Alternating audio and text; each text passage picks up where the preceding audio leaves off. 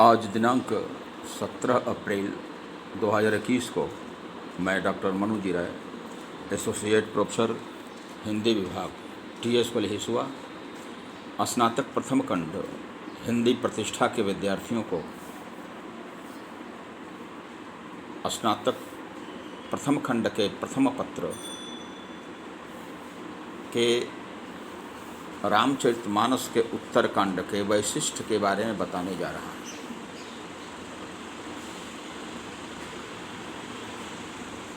गोस्वामी तुलसीदास ने रामचरितमानस के जितने भी सोपान हैं सबका नामकरण खास उद्देश्य से किया है। राम के बाल जीवन पर आधारित बालकांड है। अयोध्या का राजा कौन बनेगा, इस पर अयोध्या कांड है। राम जंगल में घूम घूम कर ऋषि मुनि के आश्रम में जाते हैं, सीता का अपहरण होता है, वह अरण्य कांड है। सीता के अपहरण के पश्चात भगवान श्री राम सुग्रीव से मित्रता करते हैं, बाली का वध करते हैं, वह किष्किंधा कांड है। तत्पश्चात हनुमान सीता का अन्वेषण करने के लिए लंका प्रस्थान करते हैं, वह सुंदर कांड है। लंका में प्रवेश कर रावण आदि निशाचरों का संहार श्री राम करते हैं, वह लंका कांड है। लेकिन सप्तम सोपान का नाम उत्तर कांड क्यों पड़ा? एक उक्ति है, बाल के आदि उतर के अंत, बीच अयोध्या बूझहि संत।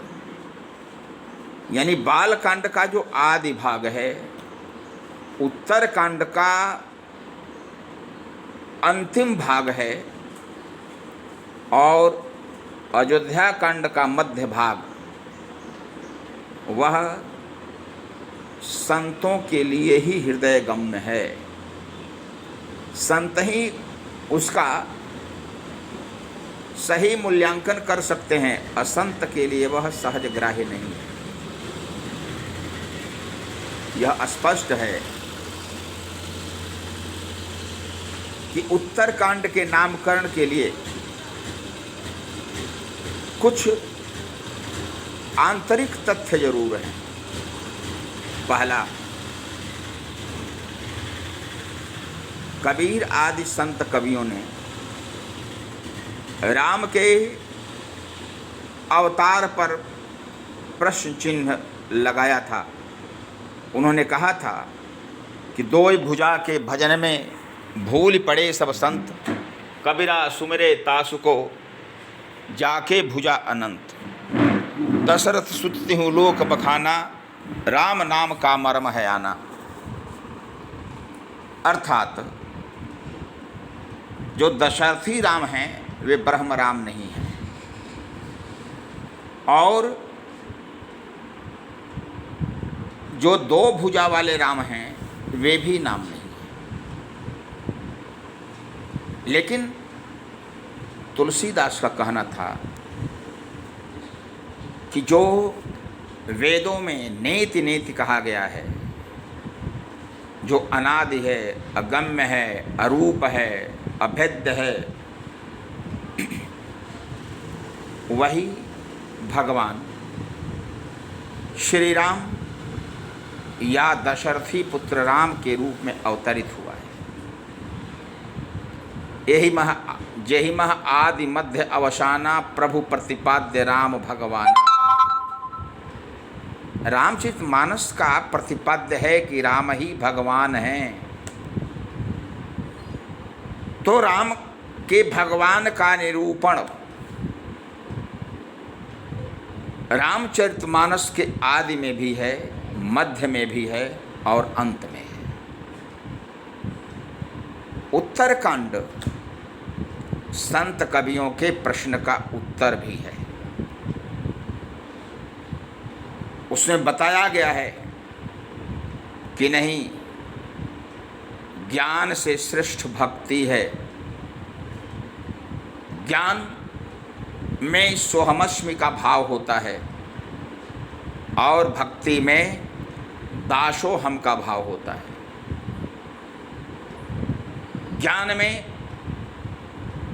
अभेद संबंध स्थापित किया जाता है, भक्ति में भेद संबंध स्थापित किया जाता है। सेवक सेव्य भाव बिनु भवन तरिय उर्गार, यानी सेवक सेव्य का भाव होना चाहिए। ज्ञान भक्ति निरूपण का जो प्रसंग आया है, जो काकभूषुंडी ने गरुण के समक्ष कथा कही है, उसका प्रतिपाद्य यही है, उसका सारांश है, तात्पर्य यही है कि भगवान को भक्ति के माध्यम से सहज ही प्राप्त किया जा सकता है। यदि ज्ञान के माध्यम से प्राप्त किया जाए तो उसमें कुछ न कुछ व्यवधान होता है। ज्ञान दीपक प्रसंग जो लंबे सांगरूपक के रूप में अभिव्यक्त हुआ है, उसका तात्पर्य भी यही है। दूसरा, लंका कांड तक जो कथा है वह दक्षिण की कथा चलती है। लंका कांड पूर्ण रूप से लंका में आश्रित घटनाओं पर अवलंबित है। रावण का वध होता है, भगवान श्री राम अयोध्या के लिए पुष्पक विमान से प्रस्थान करते हैं, तो भगवान श्री राम का प्रस्थान उत्तर दिशा की ओर है और उसके पश्चात भरत से हनुमान का मिलन, राम भरत मिलन, राम का राज्याभिषेक, राम का अवधपुरी के लोगों से संभाषण, लवकुश का जन्म इत्यादि जितनी भी घटनाएं हैं वह उत्तर क्षेत्र पर आधारित हैं। दूसरी बात, जितने भी प्रश्न हुए हैं 4 घाटों पर, यानी एक घाट पर शंकर जी वक्ता हैं, श्रोता पार्वती हैं। दूसरे घाट पर याज्ञवल्क्य जी वक्ता हैं, भरद्वाज जी श्रोता हैं। तीसरे घाट पर काकभूषुंडी वक्ता हैं, गरुण जी श्रोता हैं। और चतुर्थ घाट पर रामचरितमानस के सृजनकर्ता गोस्वामी तुलसीदास वक्ता हैं और श्रोता भारत का संत समाज है। इन चारों घाटों पर यदि ध्यान से देखा जाए तो पार्वती ने प्रश्न किया है शंकर जी से कि मैं राम के बारे में जानना चाहती हूँ, राम कथा के बारे में जानना चाहता हूँ। पूर्व जन्म में हमने जो कुछ नहीं सुन पाया था उसको सुनना चाहती हूँ। याज्ञवल्क्य के समक्ष भरद्वाज का यही प्रश्न है कि भगवान कौन है, राम का स्वरूप क्या है। काकभूषुंडी के समक्ष गरुड़ अपने मोह की अभिव्यक्ति करते हैं और उस मोह में यही है कि जिसको हमने ब्रह्म माना था वह निस्सहाय पड़ा हुआ था, उसे तो हमने मुक्त कराया है, तो वह ब्रह्म कैसे। गुरु में काकभूषुंडी के गुरु शंकर जी की पहली धर्म पत्नी सती ने यही प्रश्न किया था।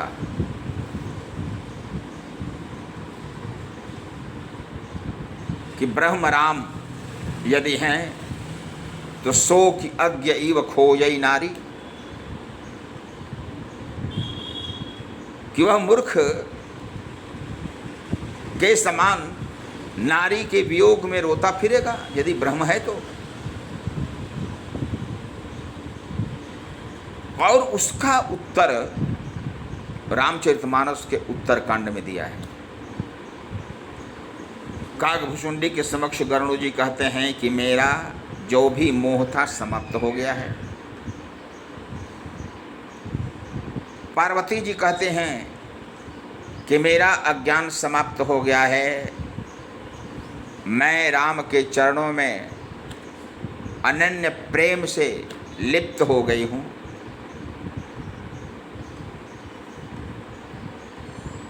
यही याज्ञवल्क्य के समक्ष भरद्वाज जी भी कहते हैं।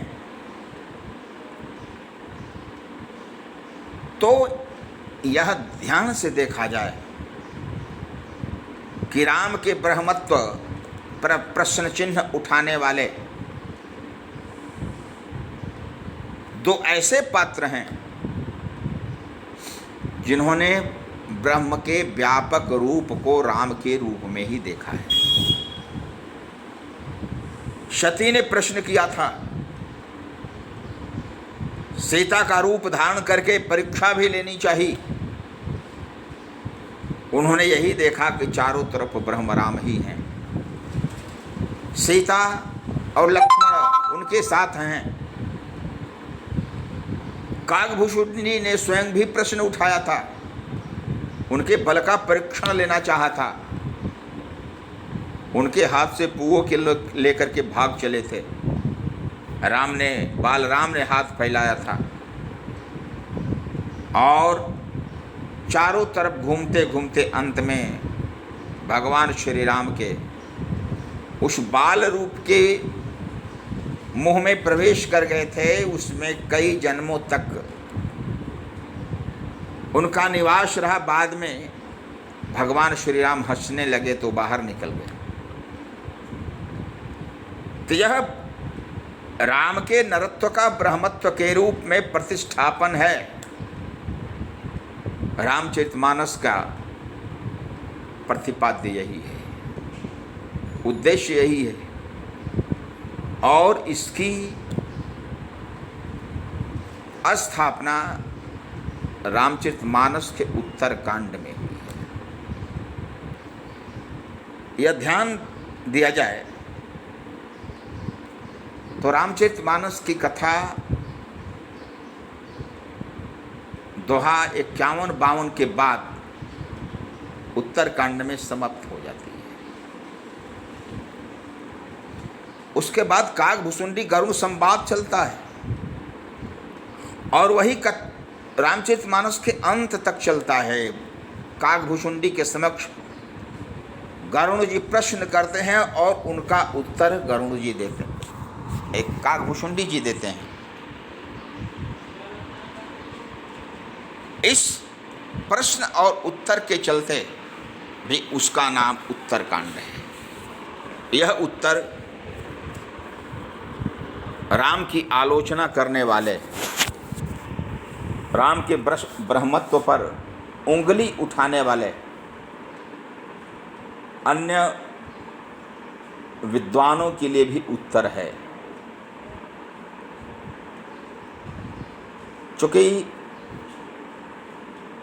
लंका से अयोध्या उत्तर में है और अयोध्या से उत्तर नीलगिरी पर्वत है जहाँ पर काकभुशुंडी जी कथा कहते हैं। शिव का कैलाश भारत के उत्तर भाग में है जहाँ पर शंकर जी पार्वती के समक्ष कथा कहते हैं। इस कारण इस सोपान का नाम उत्तरकांड पड़ा है।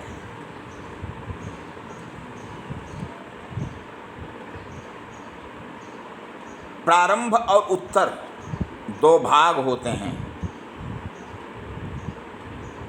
आदि भाग और उत्तर भाग। आदि भाग क्या है? तो बालकांड है। उत्तर भाग क्या है? तो उत्तरकांड है। यानी रामचरितमानस के जो बाद का कांड है वह उत्तरकांड है, इसलिए उसका नाम उत्तरकांड रखा गया। यही नहीं, राम धाम दा पुरी सुहावन, उत्तर दिश सरजू बह पावन। राम का धाम अवध या अयोध्या या साकेत परम पवित्र है, और उस अयोध्या के उत्तर में बहने वाली सरजू वह भी पवित्र है। और इस सरजू के महत्व का भी निरूपण उत्तरकांड में ही हुआ है।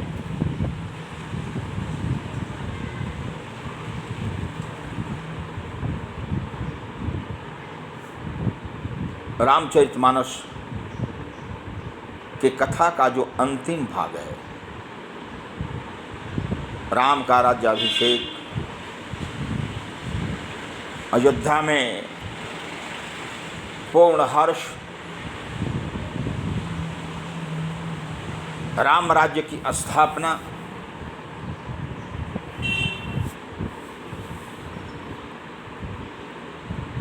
अयोध्या वासियों के समक्ष राम का संभाषण, ये सभी उत्तरकांड में ही आते हैं। गोस्वामी तुलसीदास परम वैष्णव थे और उन्होंने विशिष्टाद्वैत दर्शन के अनुकूल भेद भक्ति का आश्रय लिया था। भेद भक्ति और अभेद भक्ति दो होते हैं। अभेद भक्ति मुक्ति मार्ग से संबद्ध है। वहाँ पर कनक कुंडल न्याय की स्थापना की जाती है। कनक कुंडल न्याय कहा जाता है सोना को यदि अंगूठी के रूप में बना दिया जाए तो वह अंगूठी कहलाती है या कुंडल कहलाता है, और उसी कुंडल या अंगूठी को गला दिया जाए तो फिर वह सोना बन जाता है। बिंदु समुद्र योग भी यही है, न्याय यही है। समुद्र से अलग हुई जल की सीमित राशि बूंद है, और बूंद जब समुद्र में मिल जाती है तो वह समुद्र बन जाती है। तो जो अभेद भक्ति वाले हैं वे कहते हैं कि परमात्मा और आत्मा में कोई भेद नहीं है। परमात्मा का ही अंश आत्मा है और आत्मा पुनः परमात्मा में मिल जाती है। मनुष्य का जन्म होता है तो परमात्मा का अंश आत्मा उस मनुष्य के शरीर में प्रवेश करती है। मरते समय आत्मा निकल जाती है और परमात्मा में मिल जाती है, शरीर नष्ट हो जाता है। लेकिन तुलसीदास का यह विचार नहीं था। वे भेद भक्ति के आग्रही थे। उनका कहना था कि नहीं, ब्रह्म और जीव में अंतर है। ब्रह्म अंशी है, जीव उसका अंश है। ब्रह्म सेव्य है और जीव उसका सेवक है। ब्रह्म स्वामी है, जीव उसका दास है। इसी कारण ज्ञान दीपक प्रसंग में मानस के उत्तर कांड में सोहमस्मि का जो भाव जगता है वह बाद में लुप्त हो जाता है, लेकिन जहाँ पर दासोहम का भाव रहेगा वह कभी लुप्त नहीं होगा। इसी कारण काकभूषुंडी जी बार बार कहते हैं कि सेवक सेव्य भाव बिनु भाव न तरिय उर्गार, यानी सेवक सेव्य का भाव होना चाहिए, स्वामी और दास का भाव होना चाहिए, पिता और पुत्र का भाव होना चाहिए। रामचरितमानस में अयोध्या कांड के अंतर्गत भरत जिस समय चित्रकूट जाते हुए गंगा के समक्ष उपस्थित होते हैं, वे गंगा से आग्रह करते हैं, अर्थ न धर्म न काम रुचि गति न हो चाहो निर्वाण, जन्म जन्म रति राम पद यह वरदान नयान। यानी हमें अर्थ नहीं चाहिए, धर्म नहीं चाहिए, काम नहीं चाहिए और मोक्ष नहीं चाहिए। मैं प्रत्येक जन्म में राम के चरणों का प्रेम चाहता हूँ। तो राम के चरणों का प्रेम क्या है? यही तो दास्य भक्ति है, ये भाय भगति नहीं है। रामचरितमानस के जितने भी पात्र हैं, सभी पात्र राम के पूज्य होकर के भी राम की प्रार्थना करते हैं।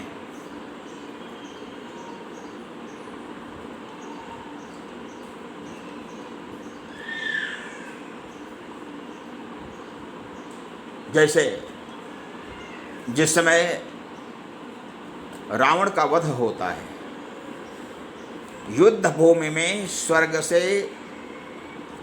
दशरथ जी का आगमन होता है और दशरथ जी प्रार्थना करते हैं राम की,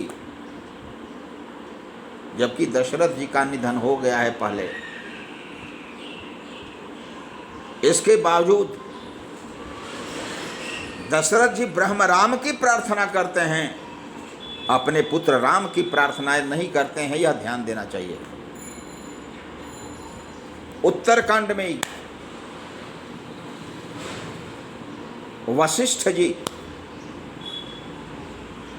प्रार्थना करते हैं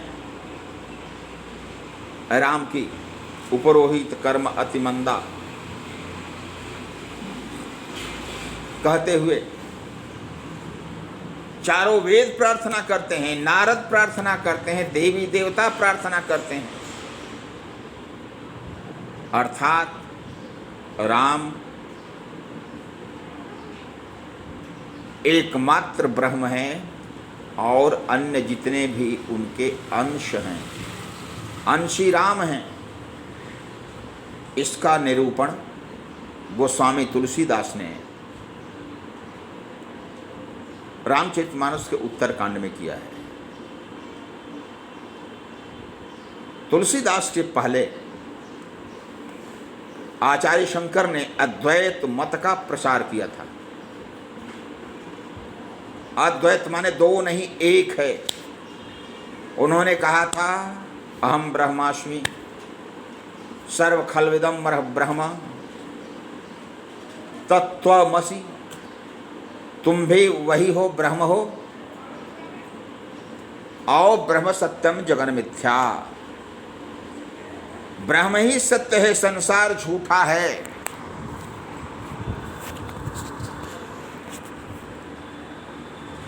इस मत का खंडन करते हुए चार वैष्णव मत आए, विशिष्टाद्वैत, द्वैत, द्वैताद्वैत और शुद्धाद्वैत। शुद्धाद्वैत परंपरा में आने वाले भक्त कवि सूरदास ने भ्रमर गीत प्रसंग में निर्गुणवाद का खंडन और सगुणवाद का मंडन किया था। आचार्य शंकर ने प्रतिपादित किया था कि जो ज्ञान है वह वरिष्ठ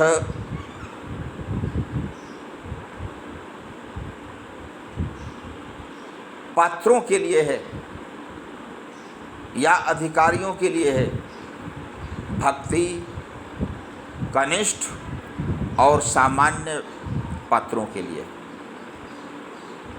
उन्होंने वरिष्ठ और कनिष्ठ कह करके विज्ञ और अज्ञ का विचार रखा कि जो विज्ञ हैं, विशेष जानकार हैं, वे ज्ञान का आश्रय लेते हैं और जो अज्ञ हैं, गंवार हैं, वे भक्ति का आश्रय लेते हैं। सूरदास ने इसका खंडन भ्रमर गीत में किया और गोस्वामी तुलसीदास ने कथा का रूप प्रदान कर रामचरितमानस के प्रारंभ और अंत दोनों में किया। बालकांड के आदि भाग में जो शिव सती पार्वती प्रसंग चलता है, उस प्रसंग में तो यही है कि राम ही ब्रह्म है, जो दशरथी राम है।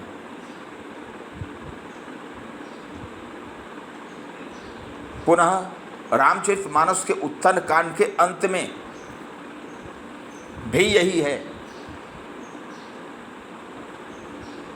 कि ब्रह्म की प्राप्ति के लिए प्रेम की आवश्यकता है, स्नेह की आवश्यकता है।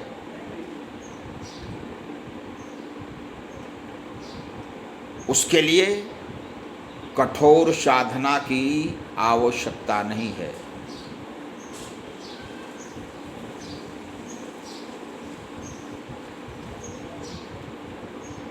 इस कारण तुलसीदास जी यह प्रतिपादित करते हैं कि भक्ति ही एकमात्र आश्रय है जिससे भगवान की प्राप्ति की जा सकती है। यही नहीं, उन्होंने तो भक्ति को साधन और साध्य दोनों बताया है। साधन सिद्धि राम पद नेहु, यानी राम के चरण का प्रेम साधन भी है राम की प्राप्ति के लिए और साध्य भी है। अर्थात भक्ति यदि प्राप्त हो जाती है तो राम प्राप्त होंगे ही, यह निश्चित है। तो रामचरितमानस का जो उत्तरकांड है वह महत्वपूर्ण अंग है। कतिपय विशिष्टताओं से तुलसीदास की भक्ति का यदि समन्वित स्वरूप है, अभिव्यक्त हुआ है, तो वह काकभुसुंडी गरुड़ संवाद में अभिव्यक्त हुआ है, जो रामचरितमानस के उत्तर कांड के उत्तर भाग में आया है।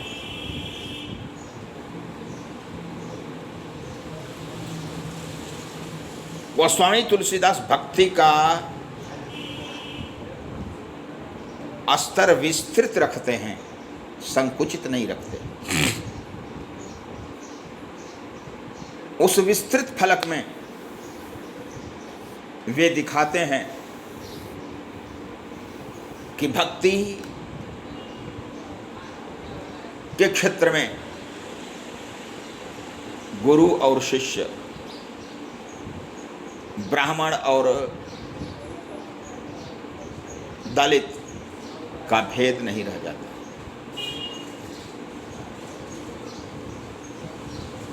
दैव कृपा से एक ही पात्र विभिन्न जीवों के रूप में प्रकट होते रहता है, जन्म लेते रहता है। कभी काकभूषुंडी जी चांडाल के रूप में भी अवतरित होते हैं।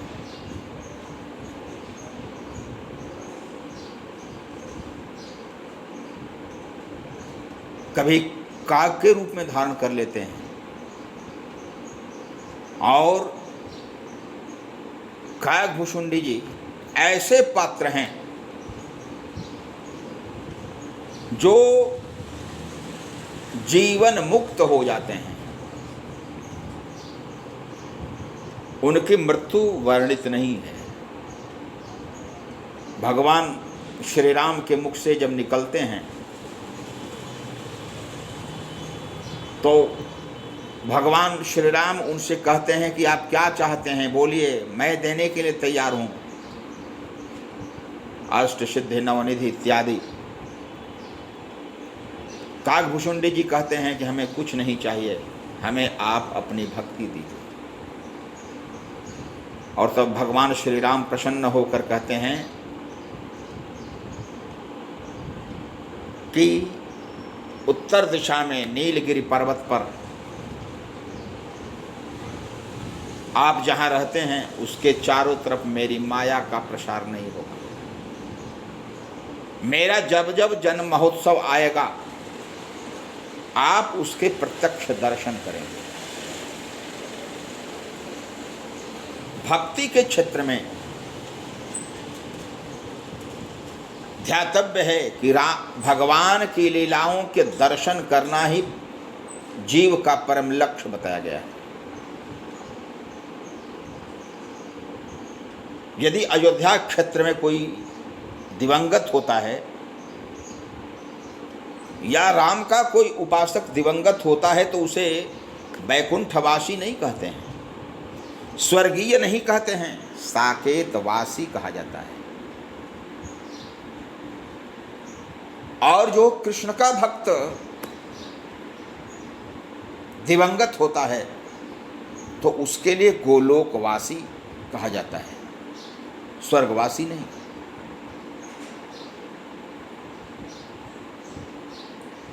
इसलिए कि भगवान के जन्म महोत्सव बाल रूप लीला के दर्शन करना जीव का परम लक्ष्य है, उसी प्रकार जिस प्रकार राधा और कृष्ण के रास नृत्य के दर्शन करना जीव का परम लक्ष्य है।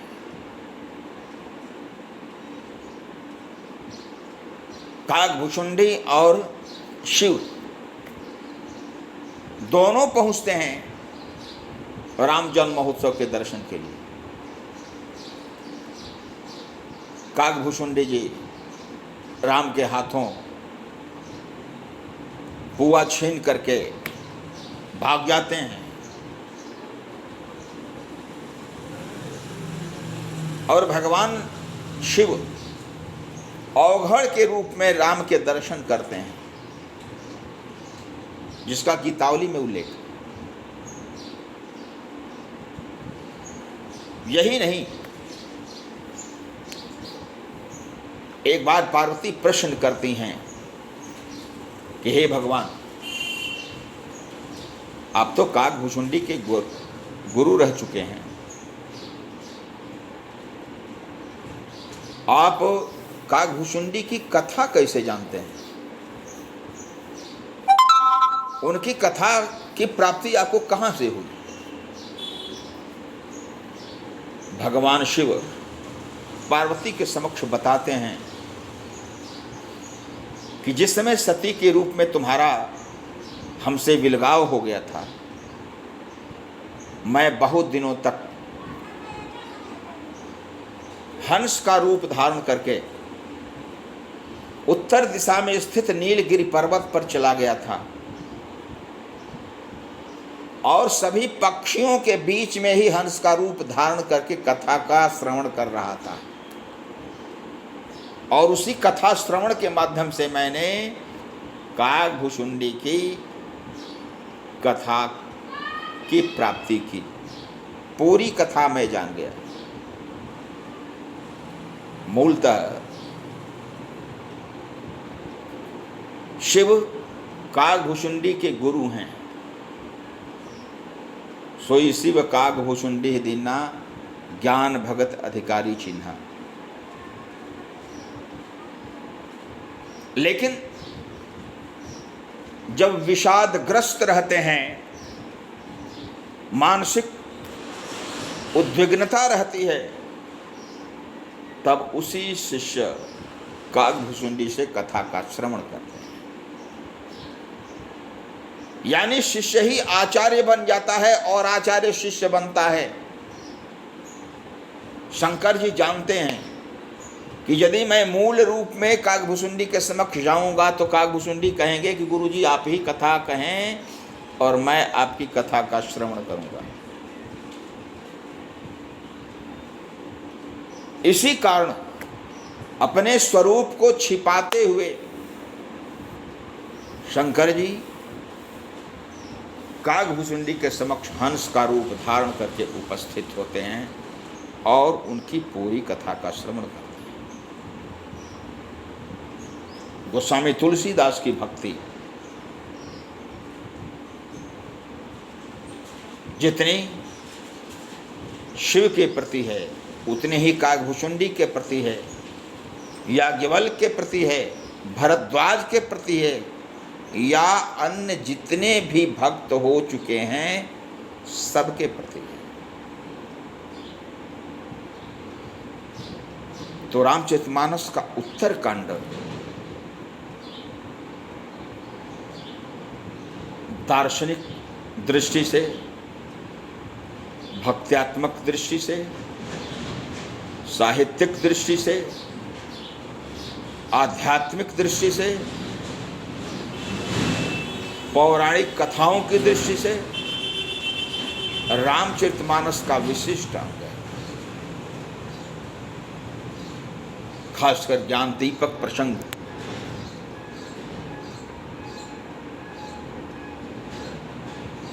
मानस रोग इत्यादि जो प्रसंग आए हैं वे सभी भक्त्यात्मक दृष्टि से ही हृदयंगम हो सकते हैं। तुलसीदास की भक्ति भावना जो विशिष्टाद्वैत से संबंधित और दास्य भाव से प्रभावित थी, उसकी पूर्ण अभिव्यक्ति यदि एक कांड में हुई है तो रामचरितमानस के उत्तरकांड में।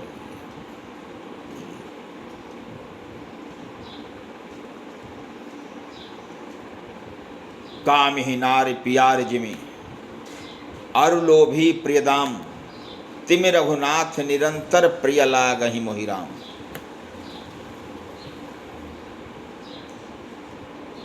राम शब्द रामचरितमानस के उत्तरकांड के अंतिम दोहे का अंतिम शब्द है। तिमि रघुनाथ निरंतर प्रिय लागहि मोहि राम। बार बार बर मांगऊं हर्ष देव श्रीरंग पद सरोज अनपायनी भगति सदा सत्संग। यह गोस्वामी तुलसीदास के हृदय की अभिव्यक्ति है और इस हृदय की अभिव्यक्ति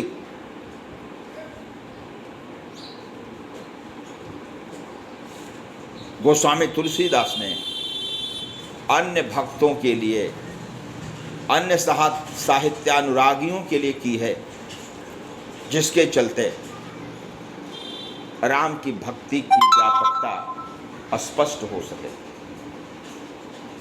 तो तात्पर्य है कि रामचरितमानस का विशिष्ट अंश यदि कोई है, कई भावों से, कई विचारों से समन्वित कोई अंश है, तो वह रामचरितमानस का उत्तरकांड है। और वह उत्तरकांड कथा की दृष्टि से नहीं, बल्कि दर्शन की दृष्टि से, भक्ति की दृष्टि से, पौराणिक आख्यानों की दृष्टि से, सामाजिक सद्भाव की दृष्टि से महत्वपूर्ण है मैं विद्यार्थियों से यह कहना चाहता हूँ, कभी लॉकडाउन की परिस्थिति है, विश्वविद्यालय ने और राज्य सरकार ने ऑनलाइन वर्ग अध्यापन के लिए आदेश निर्गत किया है। आप घर में रहें, अध्ययन करें, एक दूसरे के संपर्क में आवश्यक नहीं हो तो नहीं रहें, कोरोना से बचें और दूसरे को बचाएं। धन्यवाद।